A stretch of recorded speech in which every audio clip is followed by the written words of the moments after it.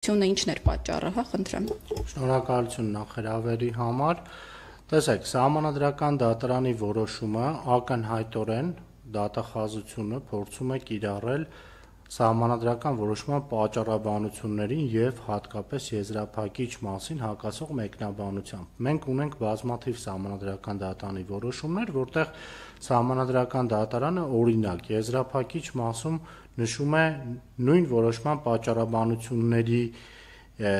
տրամաբանության ներքո դիտել Սահմանադրական եւ այլն եւ այլն։ Այս դեպքում մենք ունենք ուղիղ նշում, թե կախված նրանից հանցավորության դեմ պայքարի շրջանակներում է ուսումնասիրությունը սկսված եղել, թե պետական կոռուպցիայի կամ կոռուպցիայի դեմ պայքարի, ինչ մեկնաբանությունը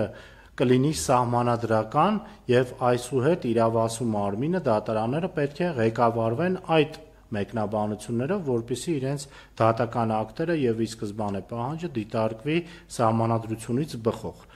Ինչպես իմ գործընկերը շատ պատկերավոր նշեց, երբ խոսքը վերաբերում է հանցավորության դեմ պայքարին, այսինքն այն ուսումնասիրությանը, որը նախաձեռնվել է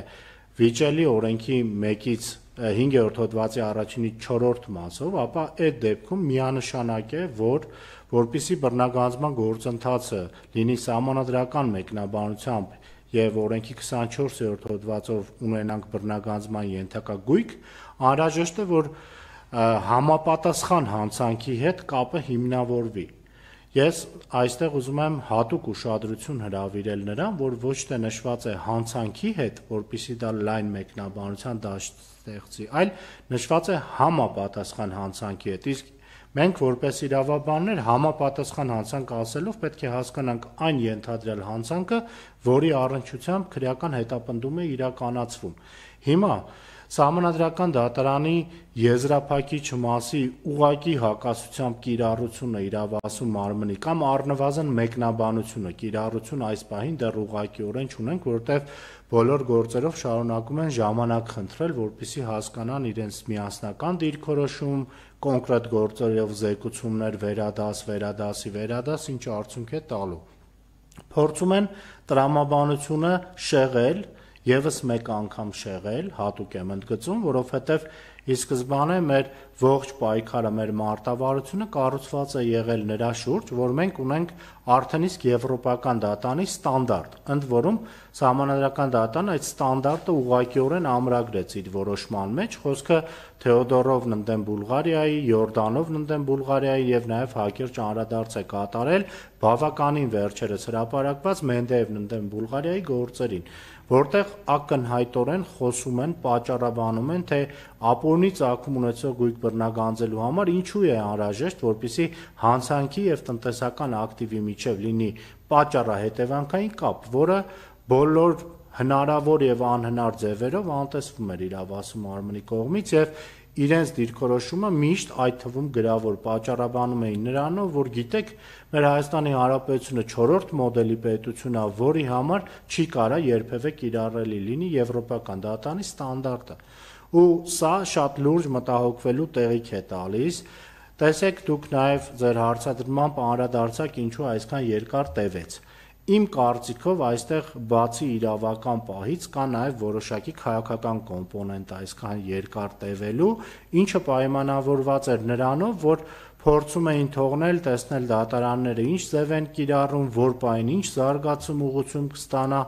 ամբողջ process-ը, նոր հետո կարծիք ասել։ Առավել անկեղծ կարող եմ ասել իմ կարծիքով, քանի որ զեկուցող դատավորը պատրաստվում էր արդեն ուղևորվել եվրոպական դատարան, կարծում եմ նաև որոշակիորեն այնտեղից եղավ ազդակ այս հարցին լուծում տալ նոր մեկնելու, ինչով պայմանավորված վերջի պահին գերհապճեպ եղանակով միանգամից նշանակվեց նիստ գրավոր կարգով եւ անցան դատական ակտի հրապարակման։ Ես կարծում եմ այն մեկնաբանությունը, որը տալիս են ուղիղ հակասության մեջ է մտնում եզրափակիչ մասի հետ, նաև պայմանավորված է այն հանգամանքով, որ այս որոշումը իմ կարծիքով գրվել է մի քանի օրում, այնինչ 4 տարի, 3.5-4 տարի տևել է մինչև որոշումը հրապարակվի։ Սա աննախադեպ է,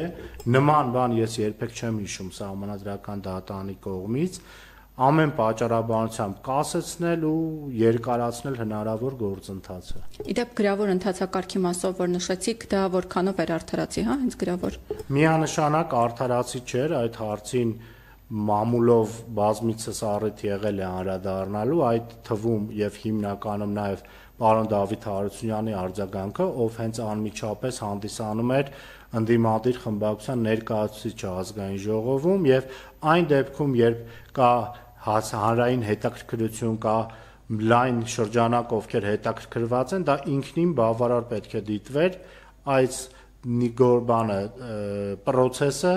բանավոր ընթացակարգով տանելու։ Ընդ որում նաև հատուկ միջնորդվել է նույնիսկ գրավորից հետո, որպիսի բանավոր ընթացակարգով քննարկվի, բայց դա մեր համար հասկանալի պատճառներով մերժվել է, ընդ որում Սահմանադրական դատարանի մասին օրենքի կարգավորմանը հակասող մեկնաբանությամբ է մերժվել։ Շնորհակալություն Տիկին Մելիքյան, արդյոք դատարանը չպետք է